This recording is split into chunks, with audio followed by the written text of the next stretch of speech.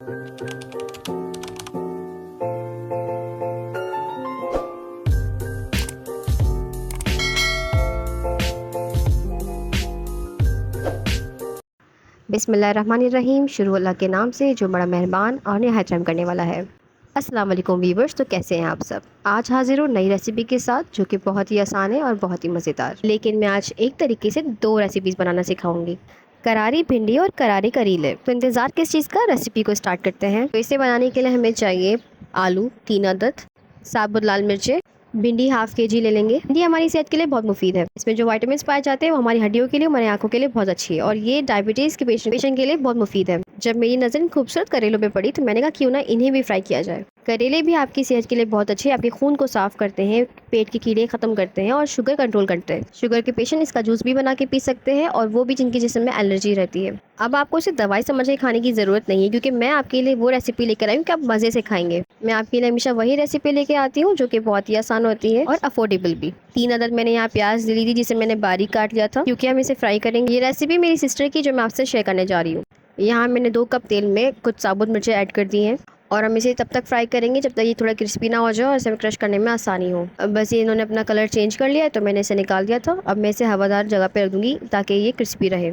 वही तेल जिसमें हमने साबुत मिर्चें को क्रिस्प किया था उसमें हम प्याज ऐड करें और इसे तब तक फ्राई करेंगे जब तक इसका कलर जो है गोल्डन ब्राउन जैसा ना हो जाए। बस हमारी प्याज भी रेडी है, इसे हम निकाल लेंगे। माशाल्लाह से प्याज तो बहुत खूबसूरत फ्राई हो गई है। अभी हम सेम तेल में ही जो है भिंडी ऐड कर देंगे फ्राई करने के लिए। ये काम थोड़ा सा पेशेंस का है, थोड़ी थोड़ी आपको भिंडी ऐड करनी है, एक साथ नहीं डालना आपने।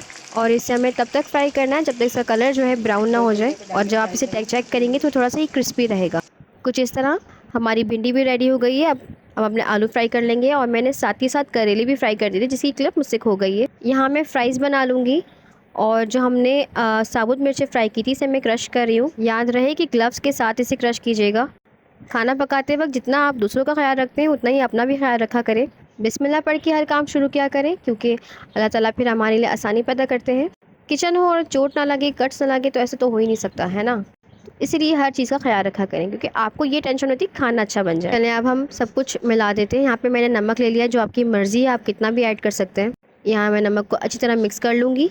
अब हमारा काम जो है सिर्फ मिक्स करने का है।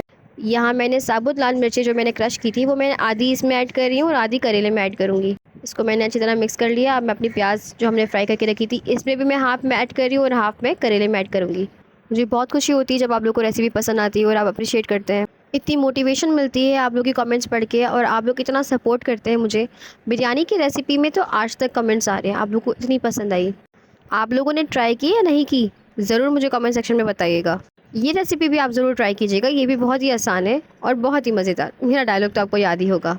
आने वाली वीडियोस में मैं आपके कमेंट्स भी रीड किया करूंगी। तो अगर आप न्यू कवर हैं तो अपने चैनल का नाम मेरे कमेंट सेक्शन में ज़रूर कमेंट कीजिए। आने वाली वीडियो में मैं आपकी कमेंट सेक्शन रीड करूंगी और आपके चैनल को प्रमोट भी करूंगी। ज़रूरी नहीं है कि आप हर चैनल सब्सक्राइब करें, लेकिन अगर कोई वीडियो आपके लिए फ़ायदेमंद है और आप एंड तक देख रहे हैं तो प्लीज़ सब्सक्राइब कर दीजिए। एक दूसरे को सपोर्ट करना सीखें। यहाँ जो मैंने आलू की फ्राइज़ बनाए थे वो भी मैंने ऐड कर दिए। फ्राई भिंडी, फ्राई प्याज और फ्राई आलू की कॉम्बो बहुत ज़बरदस्त है। तो जिस तरह हमने भिंडी रेडी किया इसी तरह हम करेलों को भी रेडी कर देंगे, लेकिन इधर हम प्याज ज़्यादा रख रहे हैं। आप नमक मिर्ची अपने हिसाब से ऐड कर सकते हैं या हम दूसरे मसाले भी ऐड कर सकते थे, लेकिन मैंने आपको क्या कहा था कि मैं अपने व्यूवर्स के लिए वो रेसिपीज़ लेके आऊँगी जो कि बहुत आसान हो और कम इंग्रेडिएंट से बन जाए।